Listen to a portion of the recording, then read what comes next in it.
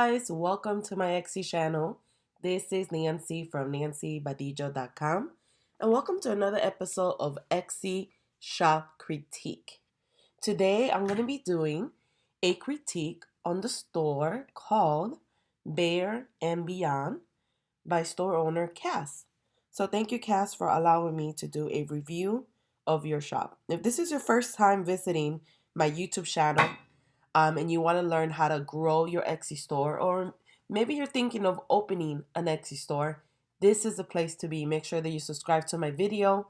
I upload weekly Etsy videos to help you succeed as an Etsy seller. So make sure that you subscribe to my channel today. So let's go ahead and get started. Anything that I recommend cast throughout the video, I will link all the links below this video. If you click below this video, you'll find a text box, and in there you'll find resources. There's a whole bunch of different links for different resources that you could use as an Etsy seller. So let's go ahead and get started. So the first thing I do on a review is that I pick a listing to edit. So today's listing that I'm going to edit is going to be this one here. And the resource that I'm currently using to do research on tags and how your listing is doing is called eRank, formerly known as XERank. And this is a free tool for Etsy sellers, and you can also upgrade to the paid version, which is only $10 more, to have access to more of their feature tools.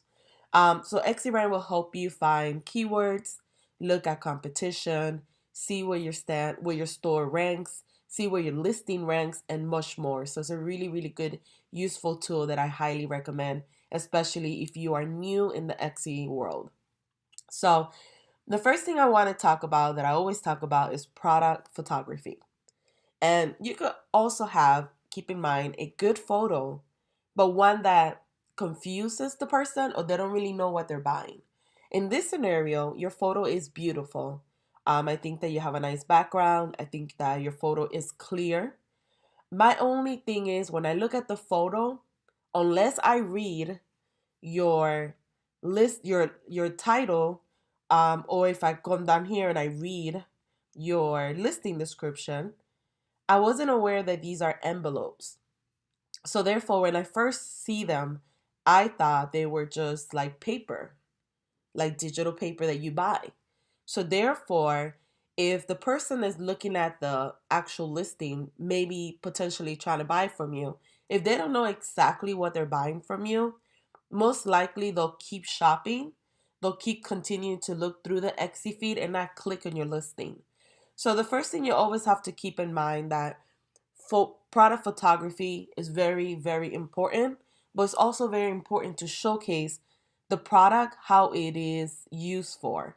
If you do a beautiful photo, but no one knows what exactly you're selling, that also could cause a confusion when you're trying to close out the sale from that potential buyer. So my suggestion would be to do new photos, maybe have the actual envelope open so it could showcase the envelope. So when somebody looks at it for the first time, they know exactly what they're buying. They know, oh, these are envelopes. Versus I look at them now and you put a scissor on top of it, so it actually looks like paper, like you cut paper. So that does confuse buyers, to be honest with you. So that would be my suggestion. I mean, good job at trying to showcase the item from different angles. What you could do is when you have an item that you really can't take that many different shots, what you could do is have the main photo has to be the best one, has to be the one that showcases the product, tells exactly what you're selling. There's no confusion on it. The second photo could be like, maybe you open the envelope and take a picture of the inside of the envelope. Maybe the third one could be you put something inside the envelope, like a picture that they could see the product if they were to use it, because a lot of people are visual learners and they have to see it. So if you take one of those shots, those are better. Maybe the fourth picture could be a description of what you're selling. You could say, you could add like a call to action. You could say, get these beautiful 5 envelopes made out of mandala geometric shapes. Click below to learn more about the listing. That's a really good call to action, because not only are you telling them what they're buying, you also telling them, hey, click below to learn more. Did you know you could actually learn more about this description? You always got to keep in mind that for Etsy, you always have to keep in mind new shoppers and old shoppers. There are going to be people out there that this is their first time visiting Etsy, and they don't know that they could click on the picture to learn more about the product and to read a listed description. It's their first time. So by you telling them what to do through a call to action, through a photo, that's a really great way to increase your click-through rate and also increase your sales, because the longer they shop at your store, the longer they browse through your items, the more credibility and trustworthiness they build. And hopefully by them looking at your other products, looking at your reviews and everything else that takes some factor when they're deciding to purchase, hopefully that will increase your sales. But that would be the first thing. Your photos, not only do they have to be beautiful like you have them now, they have to showcase your product exactly to what you're selling. Like I said, if there's any confusion, the person will not buy because they don't know what they're buying. So that would be my first suggestion. Second thing that I want to talk about is SEO, also known as search engine optimization. And SEO is just basically how the search engine communicates with Etsy or communicates with Google whenever somebody types in a keyword, and that's how your listings or your products get found. Now, what you want to do is that you want to do a combination of using keywords that, one, target your target audience, two, keywords that are not too generic or that they're not too competitive, and three, you want to do keywords that have some type of competition, but you could compete with that competition. You don't want to use a keyword that has over 300,000 listings, because what happens is your listing will be buried in the search results. So therefore, you will have very little traffic to your shop. So looking at your SEO, you do need some help with it. Three things that I noticed right away. The first one is you're using keywords that are too generic. Handmade, right? That's too generic. Handmade could be anything. It could be a handmade sock. It could be a handmade cup. It could be a handmade coat. So therefore, you should never use keywords that are too generic. If you were to go to Etsy right now and you were to type in handmade, I wouldn't be surprised that there's over, I don't even know how many listings, so I'm sure there's a lot of them. There's 5 million listings with handmade, the word handmade on them. So guess what? Your listing right now is buried in the search results. And if you wanted, let's say you wanted to compete for that keyword, handmade, and you were willing to pay the cost per bid that Etsy suggests, your cost per bid could be very, very high, because there are going to be people out there willing to pay, let's say, $4 a click to get found as an Etsy ad. Versus if you lower your cost per bid and you say, oh, I'm going to lower it to 10 cents per click, which you could do that, what's going to happen, you're going to be drowned. Your ad is not going to pop up on the first, second, third, or fourth page of Etsy. It's going to be somewhere on the bottom of the feed, and that's because there's other people willing to pay more than you want to. So therefore, organically, you're not going to be found. And then also, if you were to run an ad, it's going to cost you an arm and a leg. You're going to pay a lot for that keyword. And if you lower the keyword bid, like I said, then also you're going to be buried in the search results. So definitely get rid of keywords that are too generic, because they're not doing you any good. Another one is unique. I mean, that's just very generic. You're not targeting your audience. This is the reason why a lot of people say, I get a lot of views, I get a lot of likes, but no one's buying from me. I don't understand. The main reason why no one's buying is because you're showcasing your product to people that are not interested in your products. So you're using any keywords that you think of, or any keywords that you think will be good at that given moment, right? So you use those keywords. People actually, let's say people do find you. Maybe you get lucky and some keywords are not too competitive. However, the people that are seeing your listings are not interested in buying because they're not searching for your product.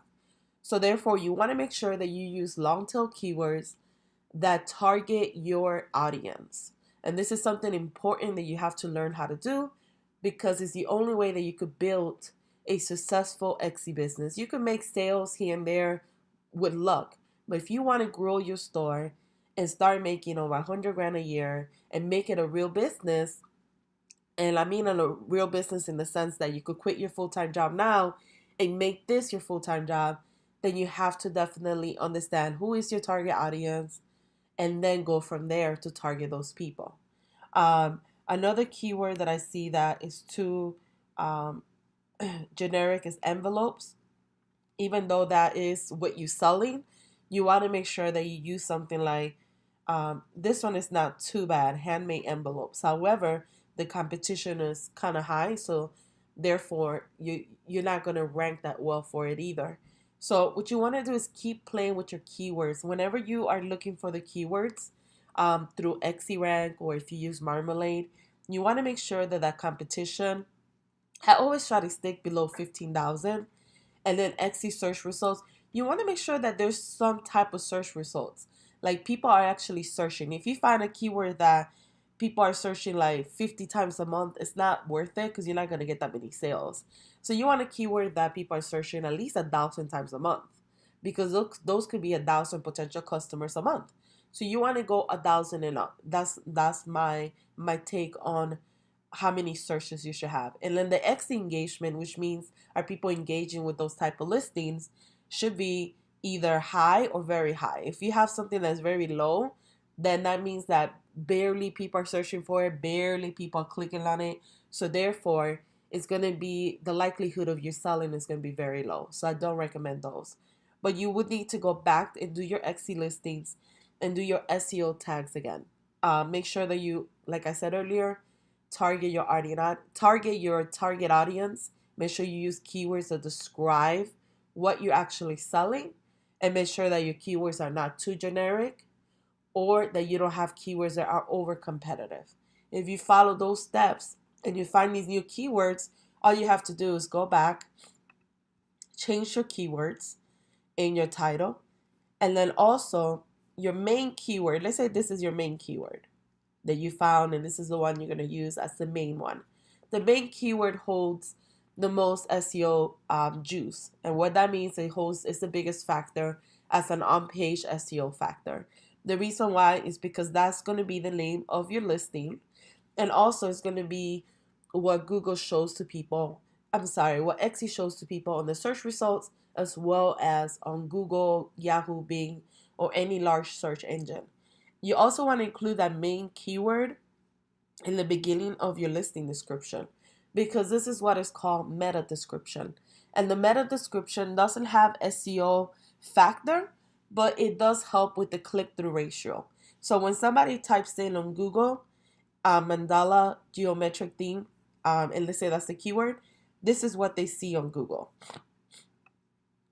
See? So right now, you don't have an enticing meta description. So you have to make sure that you write something that's going to entice somebody to want to click and learn more about your product. This is what Google shows when somebody types in your keyword on Google search results. So you definitely want to work on writing an enticing meta description that helps you get more clicks to your Etsy shop. And then additional, what you want to do is sprinkle the keywords throughout your listing description. You haven't done that in your actual listing description now, but it's very, very important to optimize your listing. That way, whenever somebody types in one of these keywords in the search results, Etsy ranks your listing higher, because they started realizing that these queries that people are typing in, they start realizing, oh, that's what this page is about. So it's very, very important that you sprinkle those keywords throughout your listing description. Obviously, you want to make sure that they make sense and you use them in the right format, but you want to add them in your listing description. Now, the third thing that I want to talk about is the listing description. And the listing description is also very important. The reason why is because it describes the listing, what you're selling. It tells the customer what they're buying, how to order, what's included, and everything else they need to know.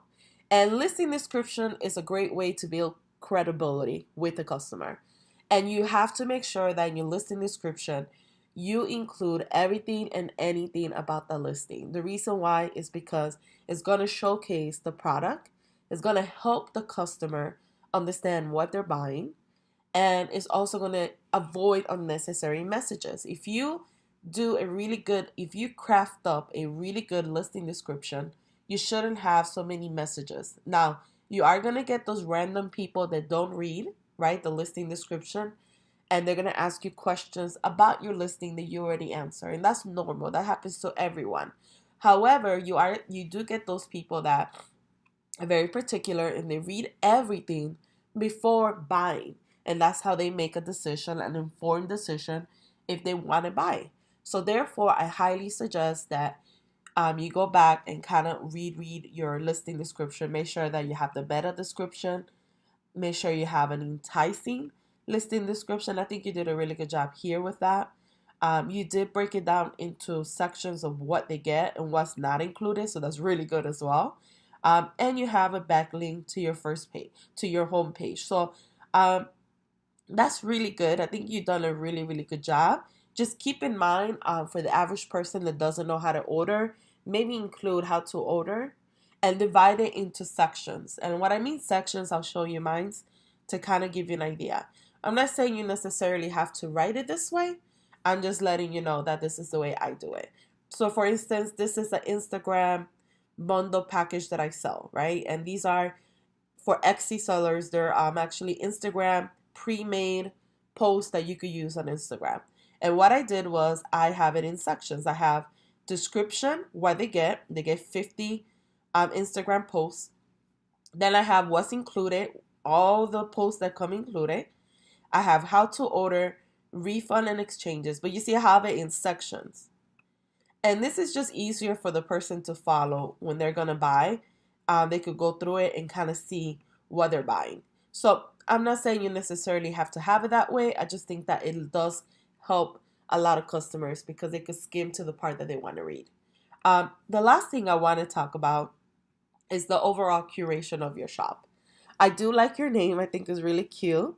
And I do like the fact that you have a tagline. You have your location set up. You have great reviews. So obviously your products are beautiful and you're doing a really good job with that. I do like your photo. I think that it should be a photo of just your face. So I would just update that. But great job of adding a photo.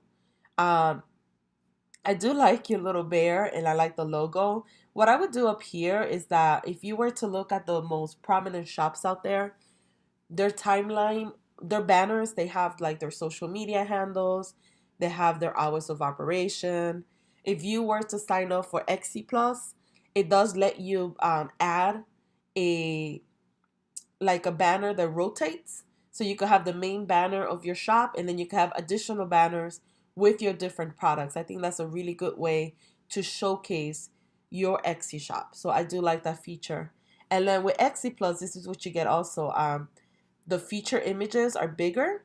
And every time you sell one of these images, you can have it to rotate to another image. So it's a really nice feature to have as well. So just in case.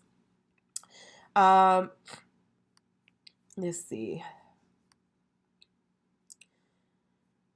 I will add let's see. I think you have the about me, don't you? Oh, you do.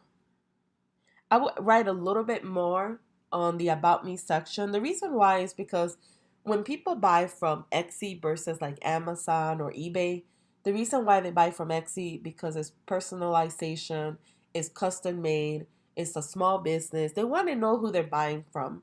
So I would include a little bit more of who you are, how you got started on Etsy, why is your passion to sell on Etsy, and then I will also include pictures, maybe a picture of you working. If you don't want a picture of yourself, maybe a picture of just your workplace, something to showcase your brand and who you are as a person. I think you're doing a good job with the updates. These are pretty. What I would do with the update, you haven't done one in the last 2 years. Keep in mind, every time you do an update, it sends a notification to customers that you did an update. So that's a great way to continually drive traffic to your shop. When you do an update, I will do both pictures different. So I will have the picture of the listing and then the picture of the item, but just add a different picture so you could showcase in two different ways. Your reviews are great, so I won't talk about that. Your policies, you did a little bit of them. I will add a little bit more if you can, but if you did everything you were supposed to out of your shop policy, then you're good. But if you feel like you could edit and add a little bit more, then I would do that. And then shop announcement. Let's see if you have any updates. Oops, sorry. You don't have any. Oh, you do have actually. Let's see. Yeah, you did good. I mean, you have a free shipping discount at checkout if you spend $15. So that's really good. What I would do is just edit every month. So when somebody looks at it, they see, oh, it was just edited January. Oh, it was just edited this month, February, etc. Just so it could stay more fresh for the person when they see it. So they know that you're constantly in your store. People want to know that you do, that you do check your orders. That if they were to order from you, that they're gonna get the product on time. So that would be the only suggestion I have for that. I mean, overall, your shop is beautiful. I think it's just portraying what you're actually selling. If people don't know what they're buying, and there could be a little bit of confusion on the photo, that will cost you sales. No matter, it doesn't matter how great your pictures are, because if the person doesn't know what they're buying, it does cause a confusion. So therefore, that would be my biggest concern is updating your photos so people know exactly what they're buying. Also making sure that you're targeting your target audience. Redo your SEO listing, your SEO tags again as well. You need to do that as well because that's how you get found. So keep in mind, photos are the first impression. That's what they see. That's why they click because the photo is amazing. SEO is how they found you in the first place. And your listing description is how they build credibility and close out the sale. So everything goes hand in hand. You shouldn't have one done better than the other. However, overall, as a shop, I think you've done a really good job. And keep in mind that Etsy, and when it's your first time doing it and you're learning so many things and you have to wear so many hats, it is a lot of learning. It's a learning curve. And don't feel bad like if you feel like you're not doing enough. You're doing really good actually. Your store is exceptional. You have beautiful items. You just kind of have to work on those things and that will take your store to the next level. So I hope that this video was helpful, Cass. Guys, if you have any suggestions for Cass, or you sell similar items, make sure you leave a comment below. I'm trying to create a sense of community where we all help each other out. So make sure that you comment and help her out. And thank you guys for watching this video and make sure that you subscribe.